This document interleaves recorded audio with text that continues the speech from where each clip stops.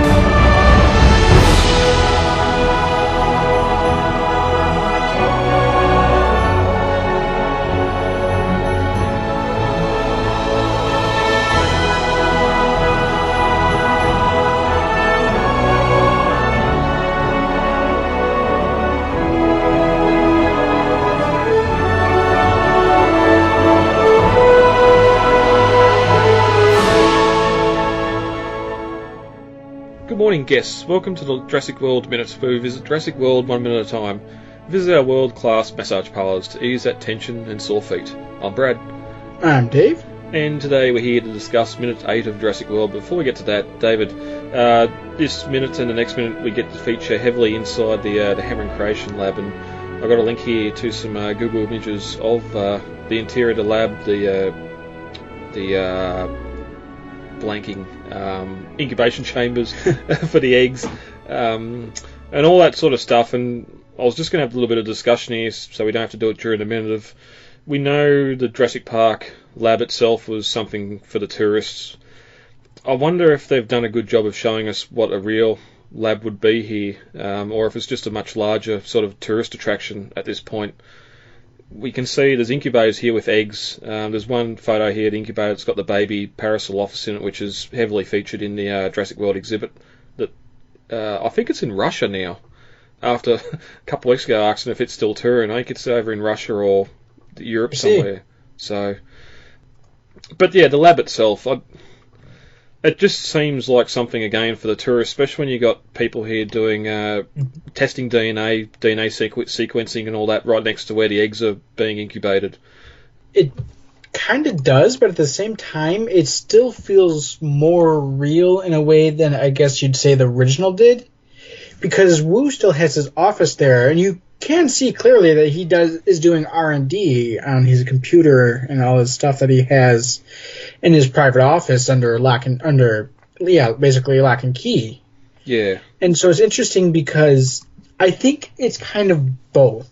It's got a kind of theme where it's open for the tourists to see, but they are actually doing some level of work there.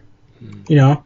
Yeah, I think the big difference here too is the fact that earlier, even seeing Sorna and the mass industrialization of the production and that, they've got a pretty much fully sourced or populated park. They're not.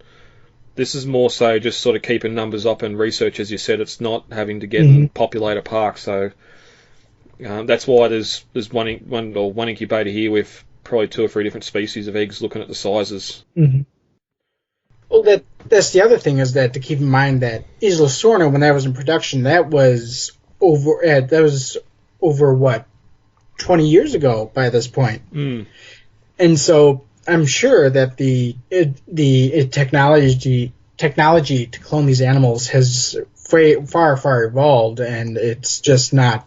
They're not basically. It's not the big clunky big box computer anymore.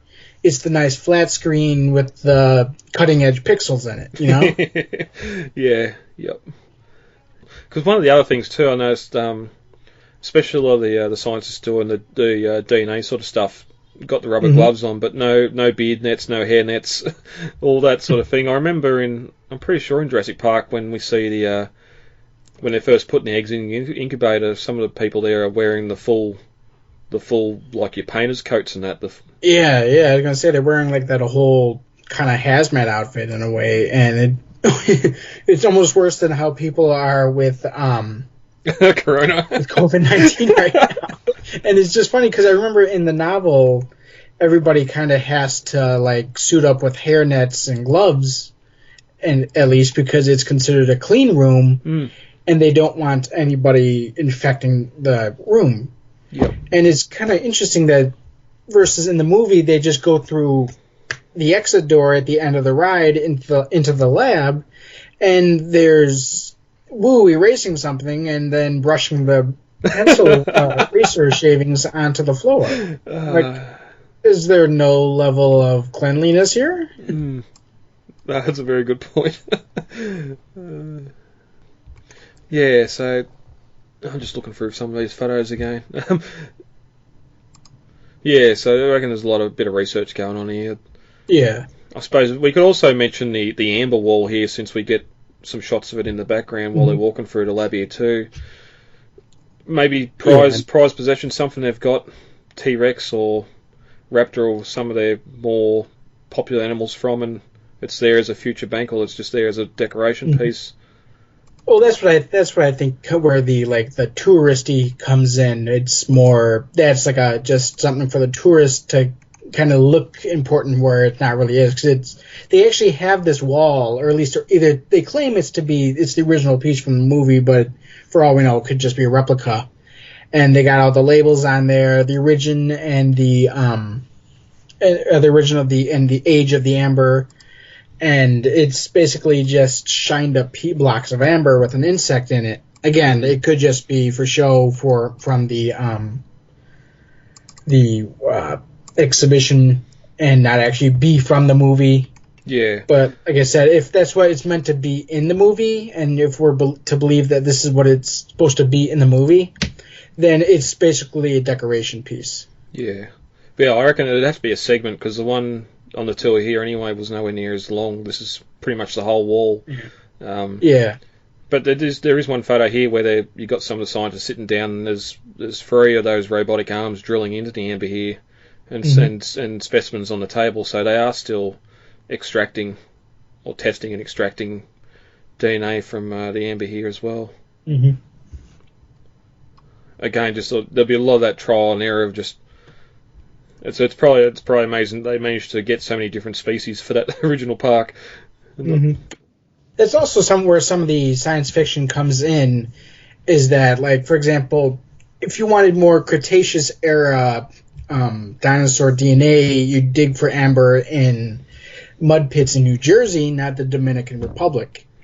And in the book, in fact, I think Hammond was specifically looking for amber spots in certain parts of the world, looking to get DNA from certain species, such as, like, say, he fund dig sites in Montana looking for T-Rex and Triceratops, and then he'd fund other ones in Europe looking for, say, Allosaurus. I mean, I know that wasn't on the list in the books, but yeah. And so it's kind of interesting that they would then use that origin from where the DNA came from and from the age from their amber to kind of make a guesswork at what kind of dinosaurs they were going to be getting out of their DNA, you know? Yep. One photo here too of the steps: extraction, sequencing, assembly, hatchery, and nursery. I know we get the petting zoo later, but how do we still not have any? I suppose we got the infant raptor. Even some sort of scene reminiscing of that infant raptor, like we got with Tim in the original film. Yeah, I think that's interesting because basically they're in the book. They're kind of treated as Claire treats them here as just an expensive kind of like if somebody was manhandling a very precious gem in a jewelry store. I mean, they want you touching it, don't want with the cloth gloves and keeping it close to your body, make sure you don't drop it. And that's basically the attitude they had with the dinosaurs in the nursery in the book. It's basically, these are very, very expensive creations, and Dr. Grant, please stop poking and prodding at that. Yeah. I suppose one last thing here too with the incubators themselves, that one thing they've never really done from the book is just showing, like here they got the heat lamps on them, but not having that artificial humidity added to them, having them all fogged up and that. That's another thing they also didn't have in the original movie, and it's kind of weird because I mean, in the book, it makes a lot of sense to actually have that, because the way eggs work is they absorb nutrients and the heat and all the stuff they need to grow from the outside through a porous egg. And so the humidity is part of that, you know? Yeah, it might have been the way the room was structured, because in the novels it was sort of those long table trays of eggs where the whole room had the humidity turned up. Where here you're inside the sealed domes. They might be pumping stuff. We know from some of the incubators in Jurassic Park 3 in the lab there, just all the different tubes and that going to them, and even some concept art we've seen recently, just all the different things going to those incubators, not just light. So they could be doing all sorts of things. But that is the Hammond Creation Lab. We're going to see a bit of it in these next 2 minutes, and we're going to come back here towards the end of the film as well, which might reveal a bit more stuff, especially for Wu's lab. Let's get one thing straight. I'm in charge out here. You do everything I say exactly as I say it. Excuse me? Just relax. Just like taking a stroll through the woods. 65 million years ago. Dave, ready to get into minute 8? Yeah. As we entered minute 7 of Jurassic World, we took in the grand spectacle of the lagoon, Main Street, and Nice Nubla resort facilities. Meanwhile, riding an elevator down to meet the VIPs, Claire was rehearsing her lines. As we open on minute 8, we get that line from the trailer, "Welcome to Jurassic World." We're then cut to the geneticist lab. The scientists are busy working on new samples as Claire starts to talk to the VIPs she's leading through the labs. We can see incubators full of eggs and guests at the glass windows taking in all the sights, seemingly thrilled. At the 12-second mark, Claire leads the VIPs down a corridor between the guests, saying no one's impressed by a dinosaur anymore, even though on the screen we can clearly see that's not true. At the 26-second mark, they enter the lab, leaving the visitors behind. And Claire continues that their DNA excavators are discovering new species every year, but consumers want them bigger, louder, more teeth. But now their advances in gene splicing has opened up a whole new frontier. At the 48-second mark, as they approach the end of the lab, Claire says, "So you say you want to sponsor a attraction? What do you have in mind?" The investors look at each other. Then one says, "We want to be thrilled." Claire smiles, and as the minute ends, says, "Don't we all?" As we get the final moments of the elevators, Claire smiles, and we get the trailer line, "Welcome to Jurassic World." Scene 1 here is the visitor labs, as we just mentioned before. We get a pan through to the lab area, supposedly the real deal. Oh. I was going to say, just let us stop here for a minute, because there's something really interesting going on with Claire's hair here that I don't think a lot of people pick up on. If you look at Claire's hair, the way that she has it done, it's perfectly straight and perfectly framed around her face. But if you look up closer to it, you see little strands starting to break off in the humidity. And it's kind of that edge of chaos thing that Malcolm goes on and on about in the novels, how one little misplaced hair can effectively cause a cascade. Mm-hmm. And it's interesting because if you watch Claire's hair here through the rest of the movie, you see that it starts getting frizzier, and messier in the humidity. And it kind of all starts here with the one or two little hairs out of place. That's a good catch. Yeah, even later when she gets to the Unimog driving that, and it's just, hair everywhere. Mm-hmm. Which makes me wonder, how long did she stay in an apartment combing hairspray and everything else? Like I said, you got to wash your hair, because, I mean, even in the later scenes before the Indominus even breaks out, you can see the humidity just starting to work at it, and you see more and more hair starting to come out of place. Yep. And it kind of becomes almost a mini analog for the park, where as things start to get messier, her hair starts to get messier. Mm-hmm. You know, from memory, the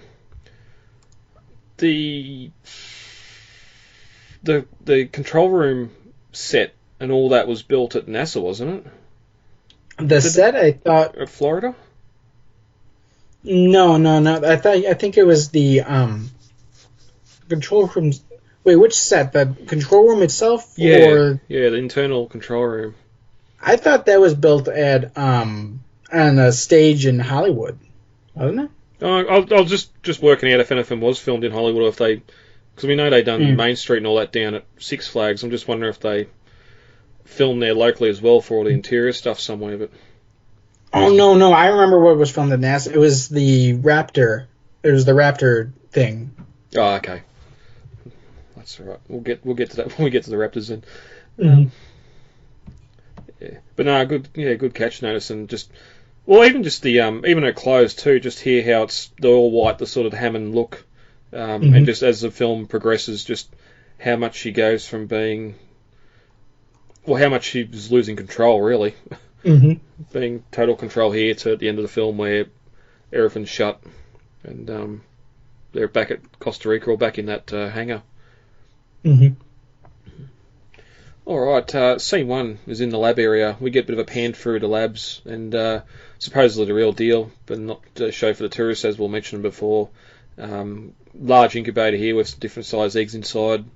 One egg being wheeled away in what looks like a premature baby gurney, which may have been something they altered for the filming. There is a couple of photos of them in the earlier stuff we're talking about as well at that link to the Google stuff. But Claire's giving dialogue here in the background as we sort of walking through. While year after year revenue continues to climb, operational costs are higher than ever. Our shareholders have been patient, but let's be honest, no one's impressed by dinosaurs anymore. Yeah, we cut to Claire leading the VIPs through the glass hallway as kids are stuck to the glass like glue, trying to see the eggs and all the stuff inside it.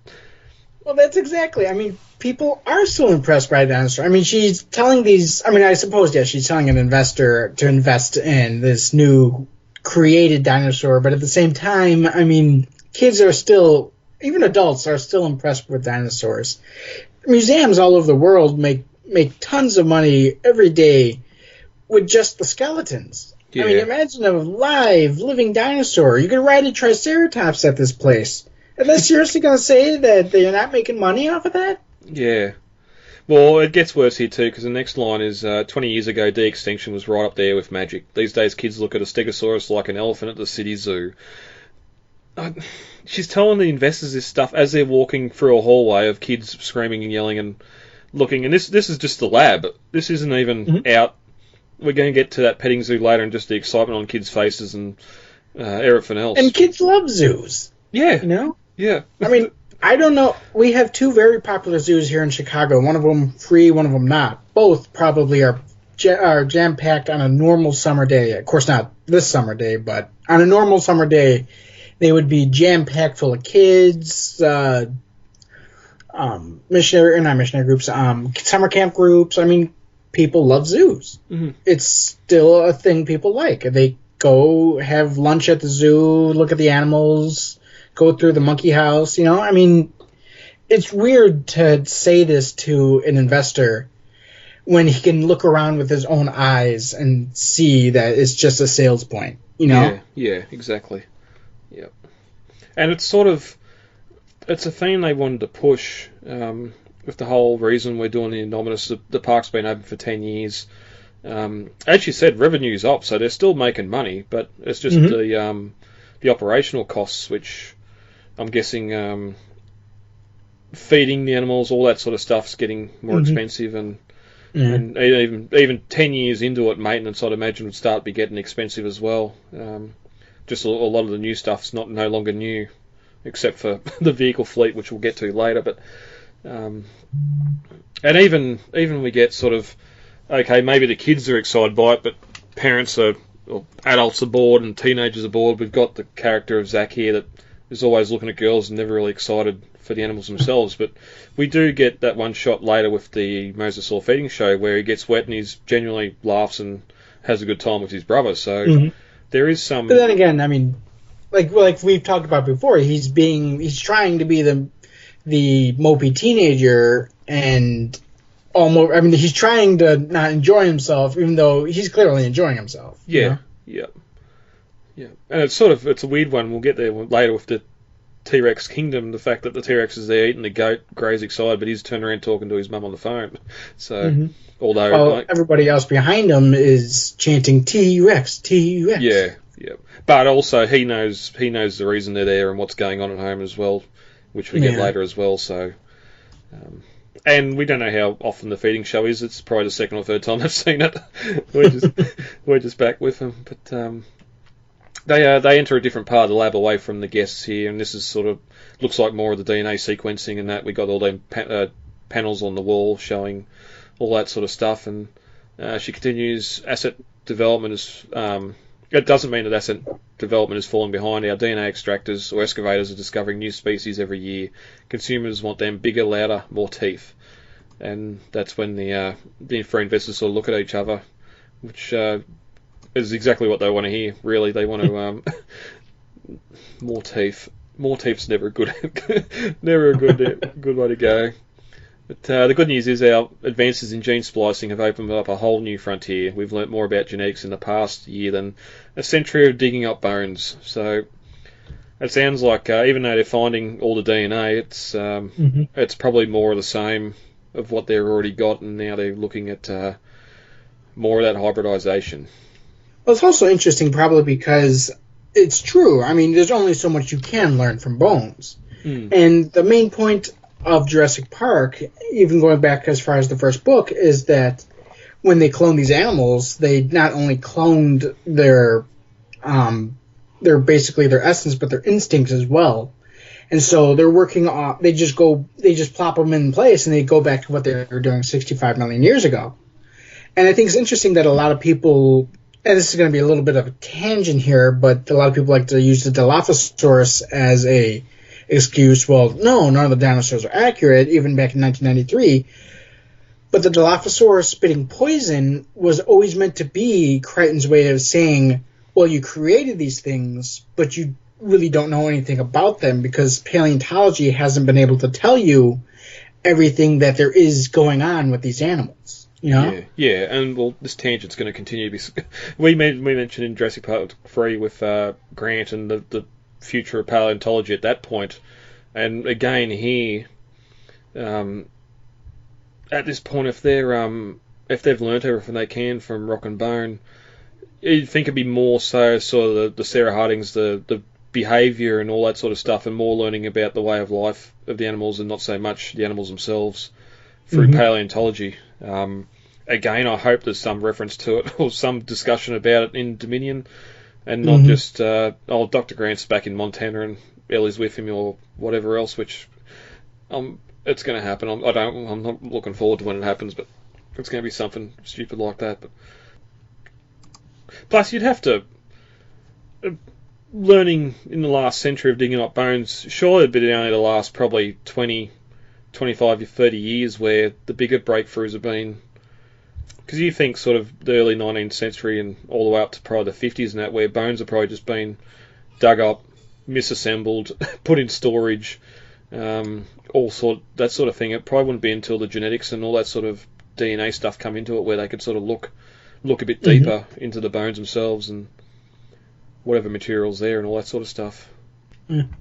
But we arrive at the end of the room, and the monitors on the wall show different sort of DNA sequences and all that sort of stuff.